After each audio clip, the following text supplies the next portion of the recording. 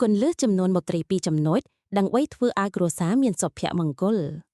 គ្រួសារមួយអាចមានសុភមង្គលបានគឺដោយសារតែការចែកយល់ចែកដឹងចេះថ្លឹងចេះថ្លៃបែងចែករបបដៃគូ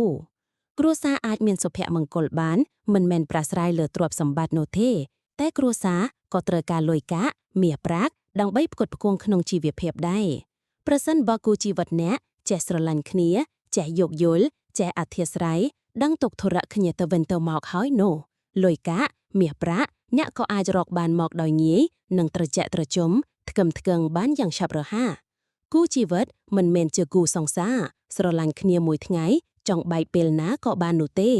គូជីវិតគឺត្រូវប្រើពេលរួមគ្នាពេញមួយជីវិតតែម្ដងមិនថាឆ្លក់គ្នាខឹងគ្នាតែជីវិតគូក៏នៅមានអនុស្សាវរីយ៍ជាច្រើនជាមួយគ្នាគឺការរួមសុខរួមទុក្ខជាមួយគ្នារាប់មិនអស់ជាពិសេសគឺចំណងដៃនៃអាពាហ៍ពិពាហ៍នោះគឺបុត្រាបុត្រីនៃគូស្វាមីភរិយាកូនគឺជាមាក្សពេជ្រជាទ្រព្យសម្បត្តិក៏ជាខ្សែចំណងចងនិស្ស័យនៃឪពុកម្ដាយមិនឲ្យបែកបាក់គ្នាបានដោយងាយៗនោះទេខាងក្រោមនេះជាគន្លឹះចំនួន22ចំណុចដើម្បីធ្វើឲ្យគ្រួសារមានសុភមង្គល 1. អាពាហ៍ពិពាហ៍ជាថ្ងៃសិរីមង្គលសួស្ដីស្វាមីភរិយា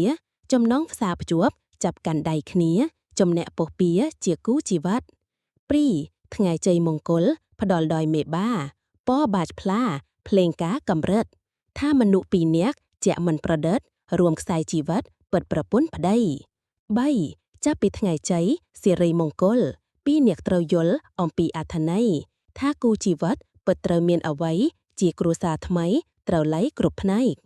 4. កាយពីរជីវិតមួយទុកព្រួយរួមគ្នាគ្រប់កិច្ចការងាររួមគ្នារំលែកចាត់ចែងឲ្យល្អកុំបង្ករបែងចេះជួយរំលែកបែងចែកកិច្ចការ 5. ភរិយាស្វាមីគប្បីស្មោះត្រង់បំណិតលះបង់ជីវងគ្រួសារចេះអធិស្ឋានប្រណីមេត្តារឿងទាំងឡាយណាពិចារនឹងឃា 6. មានភាពជឿជាក់នៃអ្នកទាំងពីរបដិសញ្ញាមូលមាអ្នកពីរអង្គាត្រូវឲ្យតម្លៃស្វាមីភរិយាស្មោះត្រង់នឹងគ្នាទោះជាយ៉ាងណា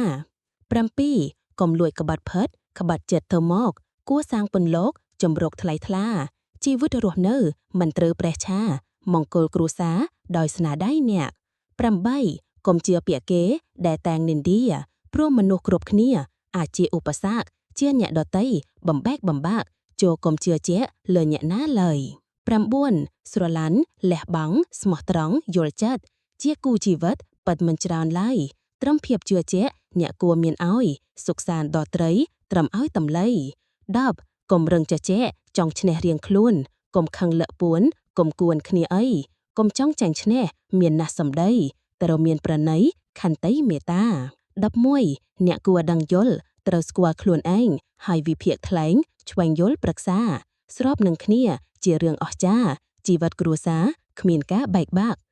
12. ត្រូវចងចាំថាគ្រួសារមួយតែងជួបទុក្ខព្រួយជាមួយឧបសគ្គតែងល្អក់ក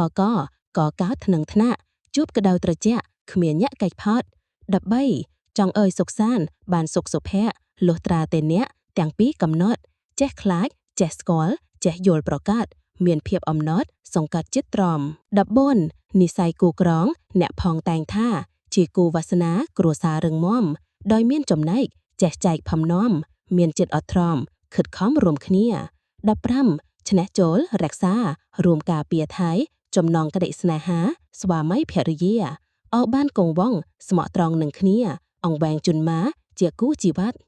6. ហើយសូមជូនពរបៃវរសួស្តីភរិយាស្វាមីនៃក្តីស្នេហ៍ពិតសូមសំប្រកបកំណប់ជីវិតថ្កឹងថ្កានបានស្និទ្ធជួបចិត្តនិរន្តរ៍ 17. រកស៊ីមានបានសុខសាន្តមង្គលចៅកើតមានដល់សុខសល់ទ្រព្យធនកើតមានយសសាកមាសប្រាក់ថ្នាក់បនសុភនិរន្តរ៍នៅក្នុងគ្រួសារ 18. សូមសុខភាពល្អបៃវរមាំមួនបារមីទេស4បីបាច់រក្សាវត្ថុស័ក្តិសិទ្ធិក្រុងស្ថិតលោកាជួយក្រុងគ្រួសារអ្នកឲ្យសានត្រាន 19. សូមឲ្យសម្រស់ស្រស់ស្អាតទាំងគូស្អាតស្រស់យឺនយូរគូកាប់ចំណានសូមឲ្យបំណងប៉ាងទាំងប៉ុន្មានសូមសម្រេចបានតាមក្តីប្រាថ្នា 20. កើតកូនកើតចៅកក់ក្តោបវៃឆ្លាតមានកូនស្រស់ស្អាតដូចជាម្ដាយ មានកូនរឹងមាំស្រស់ស្អាតសង្ហាដូចជាបិតាសង្ហាស្រស់ស្រាយ